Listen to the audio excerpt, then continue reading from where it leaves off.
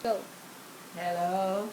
Happy anniversary, Pe at saka Rick. Papasalamat ako na narating ninyo itong landas ng buhay nyo. Sana umaba pang panahon na nagsasama kayo. Despite sa mga balakid na napagdaanan natin at saka ninyo. Malo, ingatan mo ang mga magulang mo. Jeff, at saka ikaw, Angel, alagaan din ninyo ang mama at papa nyo para lalong maba pa ang buhay nila.